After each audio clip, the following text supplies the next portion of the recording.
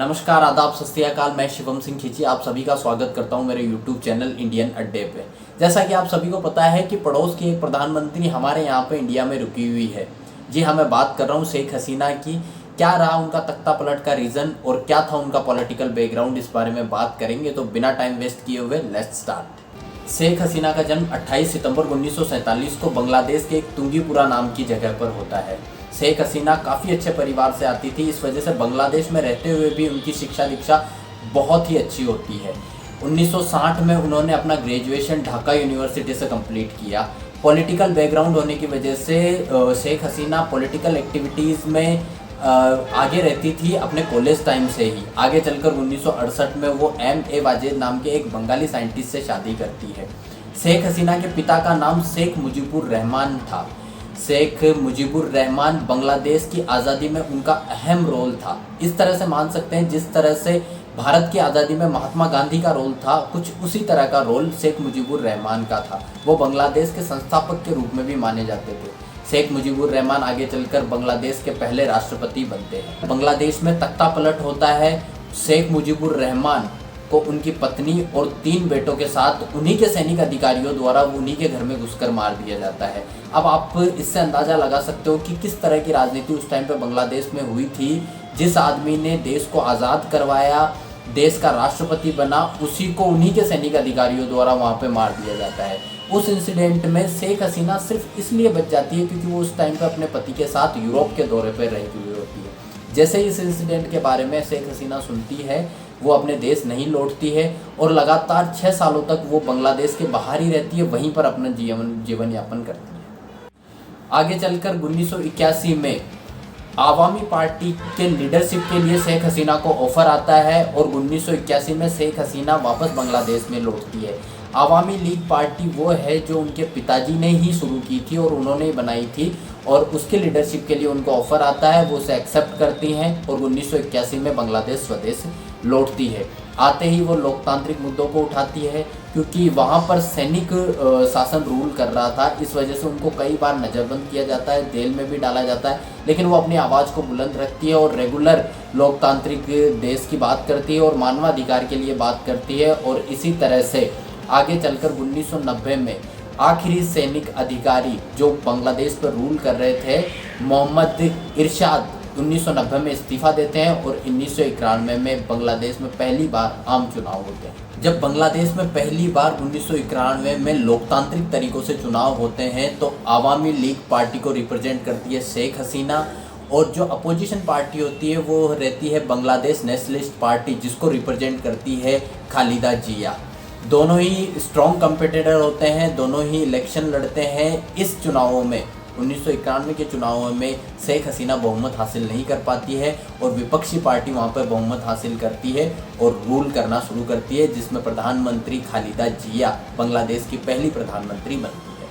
1991 में पहली बार प्रधानमंत्री बनने के बाद खालिदा जिया बांग्लादेश पे रूल करती है, प्रॉपर उसको चलाने की कोशिश करती है, लेकिन जैसे ही हिंसक झड़पें और दंगे उनको शांत नहीं कर पाती है। साथ ही अवामी लीग की शेख हसीना उन पे आरोप लगाती है, भ्रष्टाचार के आरोप लगाती है और उन पे जो है निष्पक्ष तरीके से चुनाव नहीं किए गए, इस पे आरोप लगाती है। इन सभी को दबाव में आकर खालिदा जिया की पार्टी घुटने टेक देती है और वो अपने 5 साल पूरे नहीं कर पाती है और उससे पहले ही उनको इस्तीफ़ा देना पड़ता है। आगे चलकर 1996 में इलेक्शन होते हैं। शेख हसीना मजबूती से जो है चुनाव जीतती है और पहली बार बांग्लादेश की प्रधानमंत्री बनती है। उनके प्रधानमंत्री बनते ही आर्थिक व्यवस्था में सुधार आता है, अच्छी तरह से आर्थिक ग्रो करता है बांग्लादेश। लेकिन जैसे हिंसक झड़पें, नारेबाजी और रैलियाँ वो है, उसको कंट्रोल करने में कहीं ना कहीं जो है शेख हसीना वो कमज़ोर साबित होती है। लेकिन जैसे तैसे चला के वो 2001 तक रूल कर लेती है और बांग्लादेश की पहली प्रधानमंत्री बनती है जिसने पहली बार अपना 5 साल का कार्यकाल पूरा किया है। 2001 में फिर से इलेक्शन होते हैं। खालिदा जिया उनके ओपोजिशन में खड़ी होती है और खालिदा जिया उस टाइम पे विपक्ष को एक साथ लेकर 2001 में चुनाव लड़ती है शेख हसीना के सामने। सारे विपक्ष के साथ एक साथ चुनाव लड़ने की वजह से और स्ट्रॉन्ग कंटेंडर होने की वजह से खालिदा जिया 2001 में शेख हसीना को फिर से चुनाव हरा देती है और बांग्लादेश की प्रधानमंत्री बनती है। वो रूल करते हैं जैसे जैसे, और फिर से उन पर भ्रष्टाचार के आरोप शेख हसीना की साइड से लगाए जाते हैं कि फिर से ये जो है निष्पक्ष रूप से इलेक्शन नहीं हुए हैं, इसमें हिंसक तरीके से बांग्लादेश नेशनलिस्ट पार्टी ने कोशिश की थी, लेकिन इस बार शेख हसीना के दावे जो है वो निरर्थक रहते हैं। कैसे जैसे गवर्नमेंट चलती रहती है, सरकार आगे चलती रहती है, शेख हसीना अपने काम को लोकतांत्रिक तरीके से बढ़ाती रहती है, वो रुकती नहीं है। 2009 के वापस इलेक्शन आते हैं जहाँ पे आम तरीके से चुनाव होते हैं, वहाँ पर शेख हसीना फिर ठोस बहुमत के साथ बांग्लादेश की दूसरी बार प्रधानमंत्री बनती है। शेख हसीना के प्रधानमंत्री बनते ही इस बार खालिदा जिया की बांग्लादेश नेशनल पार्टी की तरफ से आरोप लगाए जाते हैं कि ये निष्पक्ष तरीके से नहीं थे ये चुनाव। आगे चलकर 2010 में शेख हसीना प्रधानमंत्री रहते हुए उन 5 अधिकारियों को फांसी दिलाती है जिनकी कहीं ना कहीं हाथ थे उनकी पिता की मौत में। इसका भी तो बांग्लादेश नेशनल पार्टी जो है वो इसका भी विरोध करती है कि उन्होंने पावर का यूज़ करके इस तरह से गलत तरीके से उनको फांसी दिलाई गई है, लेकिन वो कोर्ट में प्रूफ होता है और सुप्रीम कोर्ट उन्हें फांसी देता है, तो शेख हसीना की पार्टी पर इतना कोई फ़र्क नहीं पड़ता है। वो आगे चलकर रूल करती रहती है। 2014 के अंदर फिर से एक बार इलेक्शन होते हैं और वहाँ पर खालिदा जिया और पूरा विपक्ष एक साथ चुनावों का बहिष्कार कर देते हैं, तो शेख हसीना को इस बार ज़्यादा परेशानी नहीं होती है क्योंकि विपक्ष होता ही नहीं है। वो 2014 में फिर से प्रधानमंत्री बन जाती है। आगे चलकर 2018 में फिर से चुनाव होते हैं। इस बार इलेक्शन में विपक्ष खड़ा तो होता है लेकिन बिल्कुल बेअसर नज़र आता है शेख हसीना के सामने। 300 सीटों में से 222 सीटें अकेली शेख हसीना जीत जाती है और ठोस बहुमत के साथ प्रधानमंत्री बनती है। वहाँ पर बांग्लादेश नेशनलिस्ट पार्टी उन पर आरोप लगाती है कि हमारे सांसदों और विपक्ष को दबाने की कोशिश कर रही है शेख हसीना की पार्टी अवामी लीग। और ऐसा रियल में होता है कि वहाँ पर सांसदों और कार्यकर्ताओं सहित शेख हसीना के कार्यकाल में 20,000 विपक्षी जो कार्यकर्ता थे उनको जेल में डाल दिया जाता है। फिर भी जैसे तैसे शेख हसीना रूल करती है। वहाँ पर अनस्टेबलिश्ड गवर्नमेंट तो लगभग बनी ही रहती थी, लेकिन सांसद जीतने के बावजूद भी वहाँ पर अच्छा परफॉर्म नहीं कर पा रही थी। आर्थिक रूप से बांग्लादेश डेवलप कर रहा था, लेकिन जिस तरह का पॉलिटिकल पार्टी को परफॉर्म करना चाहिए था वैसा परफॉर्मेंस आ रहा नहीं था। 2024 में आते आते फिर से इलेक्शन होते हैं, फिर से शेख हसीना चुनाव जीतती है। जीतने के 6-7 महीने ही होते हैं और वहाँ पर एक शेख हसीना कोई आरक्षण को लेकर एक जो है उसमें कुछ चेंजेस करती है, जिस पे स्टूडेंट पैनल नाराज़ हो जाता है। शांति प्रिय वो एक रैली निकालते हैं।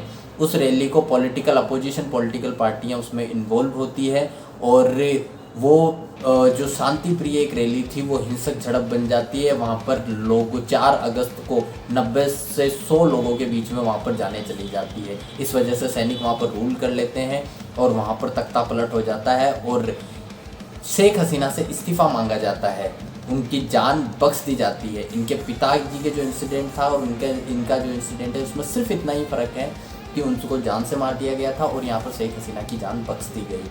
शेख हसीना के इस्तीफे के बाद में बांग्लादेश का प्रधानमंत्री मोहम्मद यूनुस को बना दिया गया है। कोई लोकतांत्रिक तरीके से वहाँ पर प्रधानमंत्री नहीं बनाया है, सेना ने नियुक्त करके वहाँ पर प्रधानमंत्री बनाया है। अब ये वहाँ पर लोकतांत्रिक इलेक्शन होते हैं, आने वाले टाइम में कब होते हैं वो तो आने वाला समय बताएगा। अभी तक उसका कोई ऐसा ऑफिशियल नोटिस जारी नहीं किया है बांग्लादेश गवर्नमेंट की तरफ से। और मोहम्मद यूनुस ने आते ही भारत के लिए ये बोला है कि भारत ने जब भी सहायता की है तो वो सिर्फ पर्टिकुलर एक आदमी के लिए की है, बांग्लादेश की जनता के लिए कोई सहायता या कोई भी सपोर्ट उन्होंने नहीं किया है। इस स्टेटमेंट से ऐसा लगता है कि बांग्लादेश और इंडिया के जो रिलेशन थे उसमें कुछ दूरी आ सकती है। अब कैसे रहते हैं आने वाले रिलेशन वो तो आने वाला टाइम बताएगा। आई होप कि आपको वीडियो अच्छा लगा हो। ऐसे ही नेक्स्ट वीडियो आते रहेंगे आपके लिए। जब तक के लिए टाटा बाय बाय सी।